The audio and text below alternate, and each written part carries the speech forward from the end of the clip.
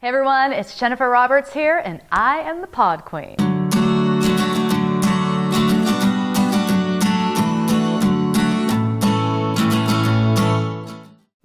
So I want to talk today about hope.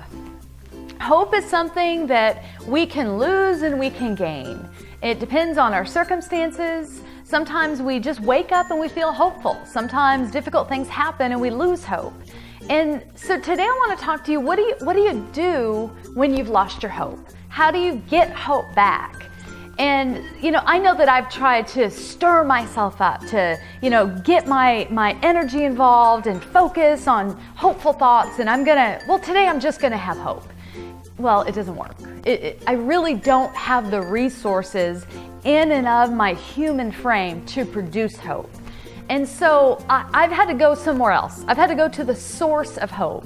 And so Romans 15:13 is a prayer that I pray over myself when I'm preaching. I love to pray it over people when I do ministry time.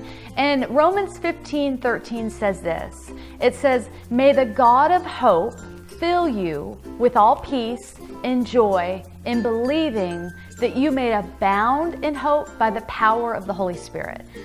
And the reason I love that verse is because we're asking the God of hope to fill us.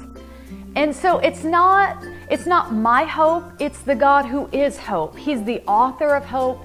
He contains hope. His hope never fades.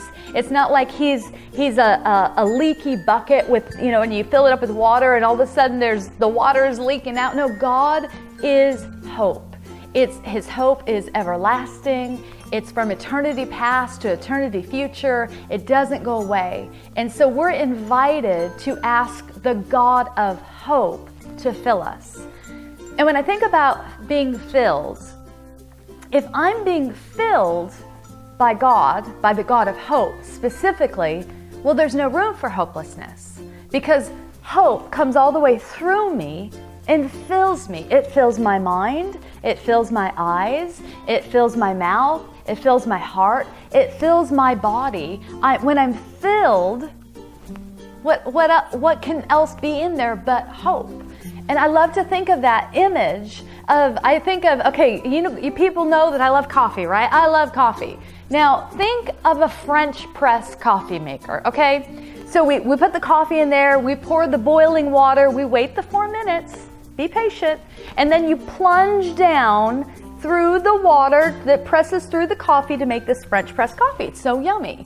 I think of hope like that. When I ask the God of hope to fill me, I'm the French press. He's the plunger. Plunge it right through me, baby. I need hope.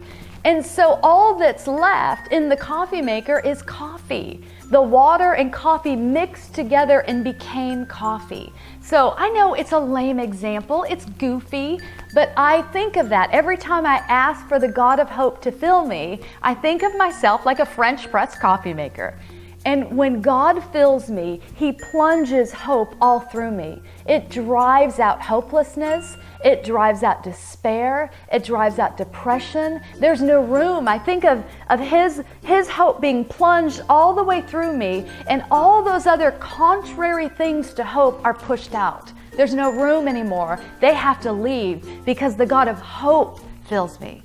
So the prayer, may the God of hope fill you, utterly filled, with all peace. Peace. I need peace. With all joy. It's not circumstantial happiness. It's joy. You're seated with Christ in heavenly places. There is perfect joy in His presence. There's eternal pleasures in His presence, Psalm 16 says. So may the God of hope fill you with all peace, all joy in believing. So this is where we need to test our faith. God, help me believe that that we can abound in hope, not in our own strength, but it says by the power of the Holy Spirit. I love that. It doesn't start with me. It doesn't end with me. It starts with Him, and it's maintained by the Holy Spirit who lives inside of me. I have an unending supply of hope. You have an unending supply of hope. So I would encourage you, take a minute, even right now, think about God coming. Ask Him to come, to fill you Change all your circumstances because you're filled with hope. When you're filled with hope, you see things differently. That's what the Pod Queen thinks. Se você gostou desse vídeo, comenta aqui, gente. Isso, muito bom, muito bom.